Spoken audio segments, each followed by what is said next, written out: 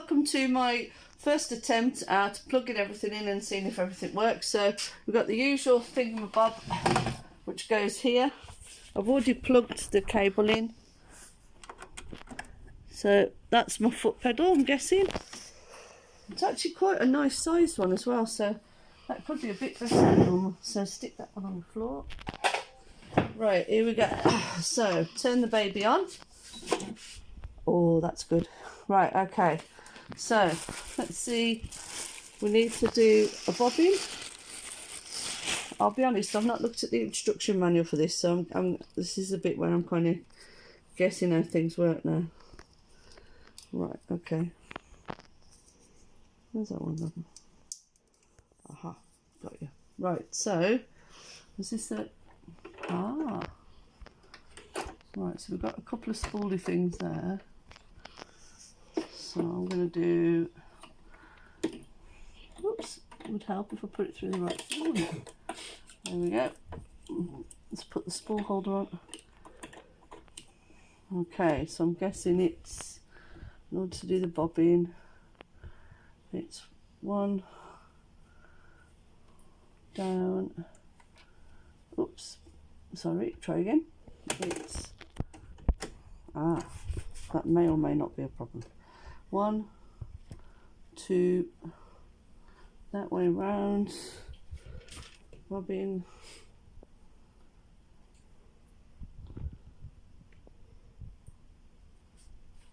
okay, just a bit on the rubbish out. Okay, hold it, do for it, that's it, foot pedal, go. Now notice how quiet that is. This is one of the reasons why I bought this particular make, because I wanted something that was relatively quiet. It might be because this is on quiet, on the slow here, so if I turn that off, yeah, that's why.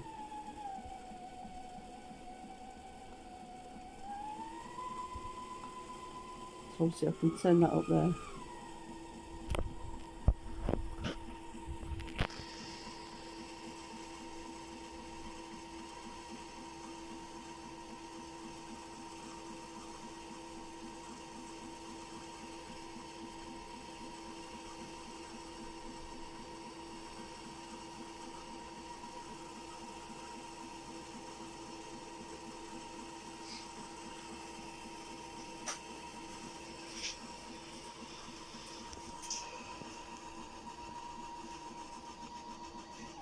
Okay, right,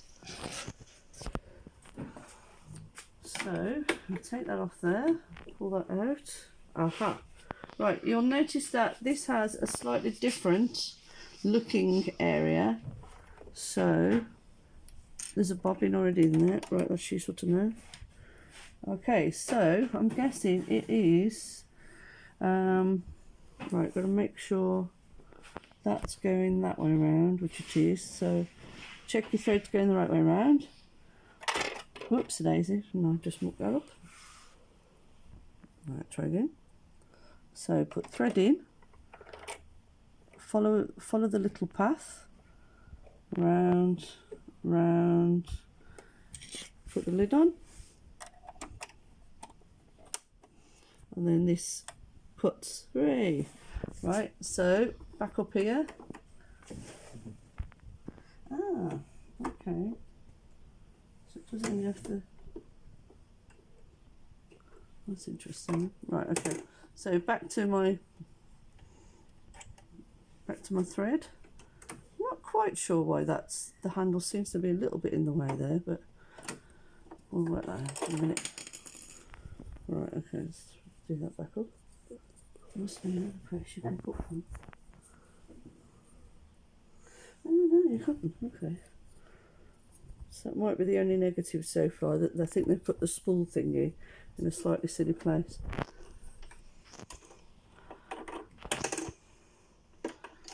Okay, right, so put the spool holder back on. Right, so the thread. So 1, 2, 3, 4, down. Now then, this is the bit that's new. I've not used this particular threader before, so we'll see. It's something to do with this coming down. Ah, right, and I think on the video, I think I saw people do this and then do this. Oh my god, that was so easy. Right, I'm going to show you that again because that was amazingly easy. Right, you push this down. You see this thread here, it goes across there and it goes through the middle. Oops, it didn't work that time. Okay, try again. And out it comes at the back. I think I've got to say that's even easier than my Singer machine, so that's pretty good. Right, so we've got an interesting foot on. Not quite sure what this foot's called. Right, I'm going to get some material now and I'm going to just have a go at some of the stitches. I'm going to try and work my way through. You'll notice that as I change, it'll come up with an automatic suggested length. Okay, so we'll see what happens. Let's just put this down here. So at the moment this is only one thickness, so this is obviously be very easy for the machine to go through.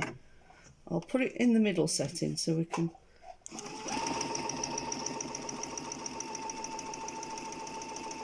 Oh wow.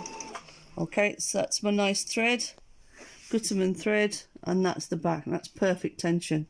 That's really good. Right, I'm going to go over here. I'm going to change to a 2. You'll notice the dial's changed. So this is what a 2 looks like. I'm going to change to a 3.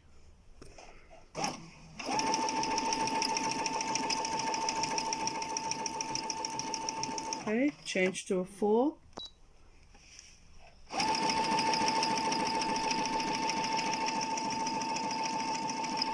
And I think what I'm going to do is I'm going to do this off camera and then I'm going to show you the finished result. Okay, and we can stop there.